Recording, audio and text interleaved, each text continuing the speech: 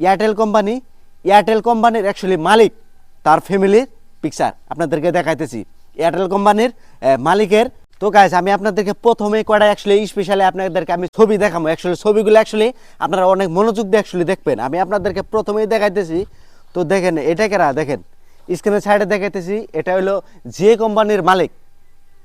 নিশ্চয়ই আপনারা চিনতে পারতেছেন জিও কোম্পানির মালিক মুকেশ আম্বানি, বুঝছেন, মুকেশ আম্বানি। তারপর আমি আপনাদেরকে দেখাইতেছি এটা হলো মুকেশ আম্বানির বাড়ি, আপনাকেও আমি দেখাইতেছি। দেখেন এটা মুকেশ আম্বানির বাড়ি, আর এটা হলো তার ফ্যামিলি। এই দেখেন ফ্যামিলি পিকচারগুলো অ্যাকচুয়ালি দেখেন, এই যে এটা হলো মুকেশ আম্বানির ফ্যামিলি পিকচার, হয়তো আপনারা দেখতে পারতেছেন। তো এরাই হইলো মানে ভারতবর্ষের অ্যাকচুয়ালি ধনী সম্মানীয় ব্যক্তি, তাই না? আমি আপনাদেরকে আরও দেখাইতেছি, তারপরে দেখাইতেছি। এই দেখেন এটা হলো আপনার এয়ারটেল কোম্পানি, যে এয়ারটেল কোম্পানির অ্যাকচুয়ালি মালিক তার ফ্যামিলির পিকচার আপনাদেরকে দেখাইতেছি।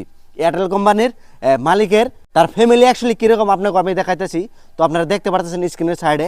তারপরে আমি তার বাড়িটা অ্যাকচুয়ালি দেখাইতেছি। এই দেখেন এটা হলো তার বাড়ি, এয়ারটেল সিমের মালিক যেটি তার বাড়ি, এটা দেখতে পারতেছেন আপনারা, এটা হলো তারপরে বাড়ি। তারপরে আমি আপনাদেরকে দেখাইতেছি আইডিয়া আর ভোডাফোন দুইটা একখানে যুগ হয়ে নাম দিল ভিআই। এই ভিআই এর মালিক হলে যে এটা, এই দুইটা অ্যাকচুয়ালি ভিআই এর মালিক। এই যে দেখতে পারতেছেন আপনারা স্ক্রিনের সাইডে, দুইটা কোম্পানি মিলে যে একত্রিত হয়েছে, সেই দুইটা কোম্পানির মালিক এই যে দুইটা, বুঝছেন। তো আপনাদেরকে আমি দেখাইতেছি, আপনারা স্ক্রিন লক্ষ্য করবেন। এটা হলো তাদের বাড়ি, অ্যাকচুয়ালি তারা বাড়িতে দেখেন বাড়িগুলো অ্যাকচুয়ালি দেখেন আপনারা স্ক্রিনের সাইডে আপনারা লক্ষ্য করতে পারতেছেন, এটা হলো তার বাড়ি। বস্তুগুলো অ্যাকচুয়ালি দেখানোর এক নম্বর উদ্দেশ্য কি গাইস জানেন? এই যে দেখেন এই তিনটা কোম্পানির মালিক দেখেন, এয়ারটেল, আইডিয়া আর হলো জিও, এই তিনটা কোম্পানির মালিকের অ্যাকচুয়ালি পিকচার আমি আপনাদেরকে দেখাইতেছি।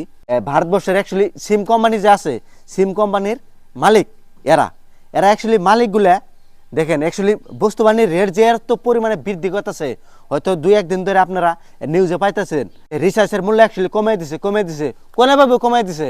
আমি আজকেও মোটামুটি চেক ইন করছি, আপনাদেরকে স্ক্রিনশট আমি দেখাই দিচ্ছি, কোনো কমাই নাই, খালি ডাইরেক্ট নিউজে বাঁচতেছে, ফেক নিউজগুলো বাঁচতেছে।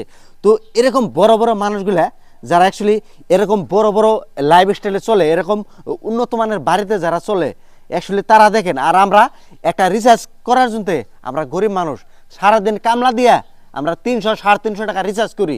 এই রিচার্জগুলোর দাম যে দিনে দিনে অ্যাকচুয়ালি বৃদ্ধি করতেছে, আমরা একটা রিচার্জ করবো যাই সারাদিন কামলা দেওয়ার লাগে, অনেক পরিশ্রম করার লাগে।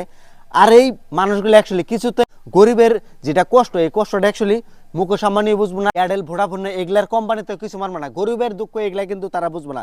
গরিব মানুষের দিনে রাতে ক্ষেত খামারে কাম করে কৃষক মানুষ যারা আছেন, তারা যদি একটু বস্তু বাহিনীর দাম যদি একটু বাড়ায় দেয়, ওটা নিয়ে নানানভাবে হরতাল করে, নানানভাবে প্রতিবাদ করে, কৃষকের যেটা মূল্য সঠিকভাবে মূল্য দিতে পারে না, সবজিগুলো অ্যাকচুয়ালি বিক্রি হয় না, মানুষে ফালাই দিতেছে, তরমুজগুলো ফেলাই দিতেছে, সেল হতেছে না, সঠিকভাবে কৃষকে মূল্য পাইতেছে না। তো এরকম বড় বড় মানুষগুলো যে দিনে রাতে মন চুক্তি করে যে রিচার্জের মূল্য বাড়ে দেয়, তারা অ্যাকচুয়ালি গরিব মানুষের বস্তু অ্যাকচুয়ালি কিছুতেই বুঝবো না। আপনারা এয়ারটেল, জিও, ভোডাফোন এগুলো অ্যাকচুয়ালি আপনারা বয়কট করে দেন, বাদ দিয়ে দেন।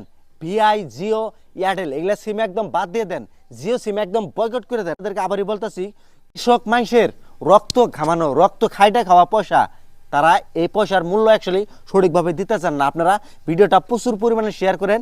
আর অ্যাকচুয়ালি এই সুপারস্টার গুণের ধনী মানুষগুলো অ্যাকচুয়ালি বাড়িঘর আপনাদেরকে দেখালাম, আর আঙ্গো খাইটা খাওয়া মানুষগুলো অ্যাকচুয়ালি বাড়িঘর আপনারা দেখেন। তো ভিডিওটা আপনাদের জন্য খুবই একটা গুরুত্বপূর্ণ একটা ভিডিওটা প্রচুর পরিমাণে শেয়ার করেন। আর এরকম ইনফরমেশন যদি লাগে তাহলে ভিডিওটা প্রচুর পরিমাণে শেয়ার করেন।